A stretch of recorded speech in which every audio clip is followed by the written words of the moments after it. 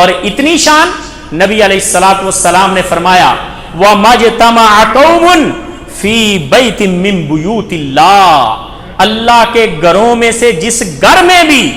ایسے لوگ جمع ہو جائیں جو قرآن سیکھیں اور لوگوں کو سکھلائیں اور قرآن پڑھیں، یعنی علماء جس مجلس میں آ جائیں، خواہ وہ گھر ہو یا مسجد ہو، جس مجلس میں علماء موجود ہیں اور وہ لوگوں کو تعلیم دے رہے ہیں، ایسی مجلس کے بارے میں نبی علیہ السلام نے فرمایا نزلت علیہم السکینہ، ان کے اوپر سکینت نازل ہوتی ہے، وغشیتہم الرحمہ، رحمت ان کو ڈانپ لیتی ہے، وحفتہم الملائکہ، فرشتے ان کے اوپر رحمت کے سائے کر دیتے ہیں، وذکرہم اللہ فی من عندہ، یہ دنیا میں بیٹھ کے اللہ کو یاد کر رہے ہیں، یہ لوگوں کے اندر بیٹھ کے اللہ کو یاد کر رہے ہیں، اللہ فرشتوں میں بیٹھ کے اس کو یاد کر رہا، کتنی فضیلت کی بات۔ اور فرمایا وَمَن بَطَّأَ بِهِ عَمَلُ لَمْ يُسْرِ بِهِ نَسَبُ، جس کے اعمال میں کمی رہ گئی اس کا نسب اسے کوئی فائدہ نہیں دے گا۔ یہ نہ کوئی کہے میرا نسب بڑا بلند ہے مجھے علم کی ضرورت نہیں، علم اور اللہ کا ذکر، کتاب اللہ کی قرات، علم کو پڑھنا اور پڑھانا، یہ چھوٹے نسب کے باوجود آپ کو بڑے نسب والوں کے اوپر لے جاتا ہے، یہ علم کی فضیلت ہے۔ اور اللہ رب العزت نے جب اطاعت کا حکم دیا فرمایا یا ایھا الذین آمنوا اطیعوا اللہ واطیعوا الرسول واولی الامر منکم، اے ایمان والو اللہ کی اطاعت کرو، اللہ کے رسول کی اطاعت کرو اور اولی الامر کی اطاعت کرو۔ اولی الامر کی تفاسیر میں سے ایک تفسیر ہے کہ علماء کی اطاعت کرو، اور اللہ رب العزت نے علماء کی اطاعت کو اپنی اور اپنے پاک پیغمبر کی اطاعت کے بعد ذکر کیا۔ اور نبی علیہ الصلوۃ والسلام سیدنا علی رضی اللہ تعالیٰ عنہ کو نصیحت کر رہے ہیں کہ علی لوگوں کو تعلیم دو، لوگوں کو دین کی دعوت دو، اور فرمایا فَوَاللَّهِ لَأَن يَهْدِيَ بِكَ اللَّهُ رَجُلًا وَاحِدًا، تیرے ذریعے اللہ ایک شخص کو ہدایت دے دے، خیر لَكَ مِنْ أَن يَكُونَ لَكَ حُمُرُ النَّعَمِ، یہ تیرے لیے سرخ اونٹوں سے بہتر ہے۔ اور لوگوں کی ہدایت کا سبب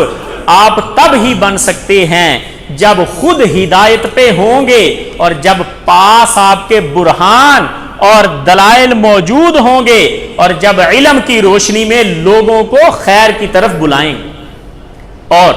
نبی علیہ الصلوۃ والسلام نے علم سیکھنے والوں کی فضیلت مجاہدین کے برابر قرار دی، فرمایا من جاء مسجدی ھذا، جو شخص میری اس مسجد میں آیا، لم یاتی الا لخیر، اور آنے کا مقصد اس کا خیر خواہی ہو، یتعلمہ او یعلمہ،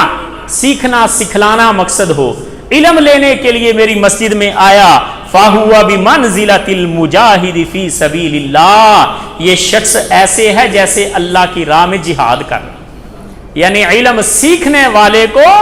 اللہ کی راہ میں جہاد کرنے والے شخص کے برابر قرار دیا۔ تو آپ اپنے بچوں کو اس جہاد پہ لگائیں، اللہ اس علم کی وجہ سے اور ان کے مسجد اور مدرسے میں بیٹھنے کی وجہ سے آپ کے گھر میں برکت دے گا۔ نبی علیہ الصلوۃ والسلام کے پاس ایک صحابی آئے، اپنے بھائی کی شکایت لے کے، کہتے ہم کام کرتے ہیں اور ہمارا یہ بھائی آ کے آپ کی مجلس میں بیٹھا رہتا ہے، ہم اتنے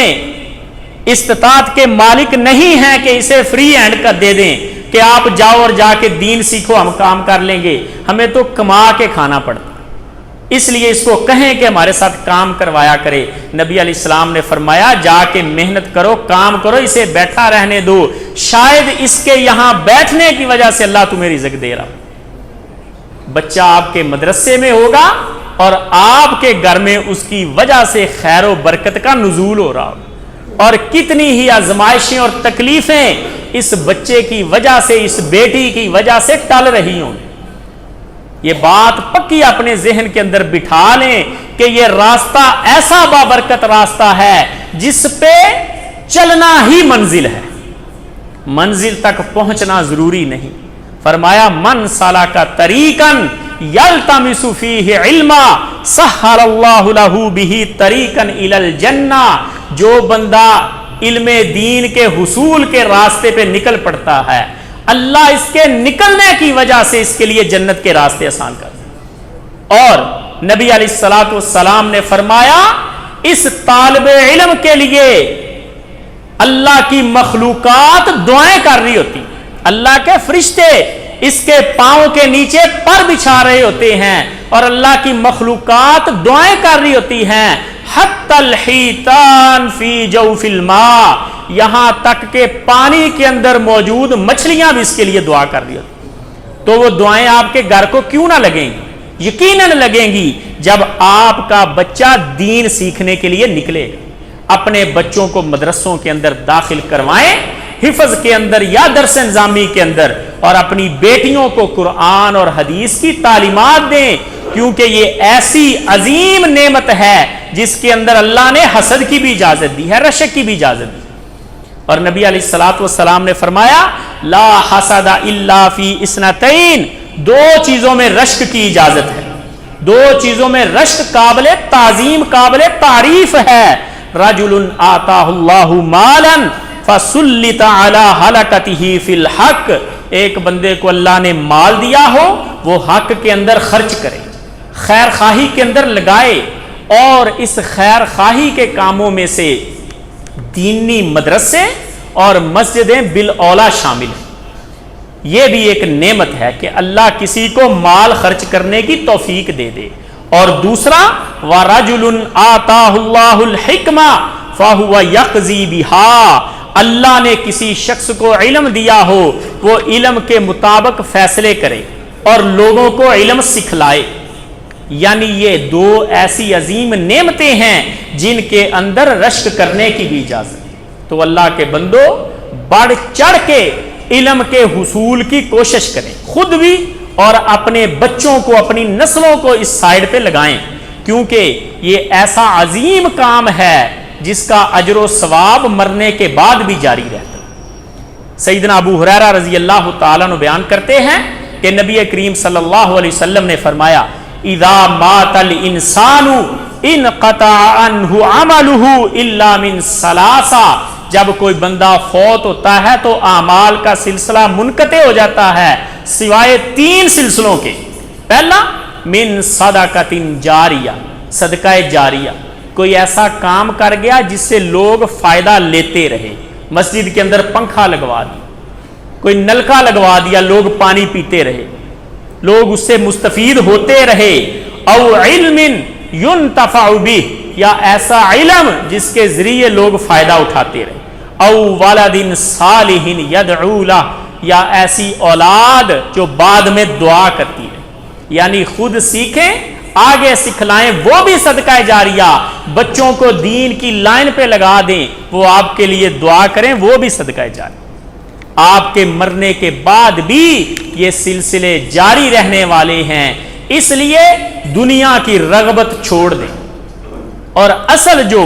فائدہ مند سودا ہے دین کا وہ کریں اور دین سیکھیں اور دین سکھلائیں۔ اللہ رب العزت سے دعا ہے کہ اللہ تعالی ہمیں دین سیکھنے کی اور اپنے بچوں کو، اپنی نسلوں کو سکھلانے کی اور اس کے مطابق عمل کرنے کی، آگے دوسروں کو تعلیم دینے کی توفیق عطا فرمائے۔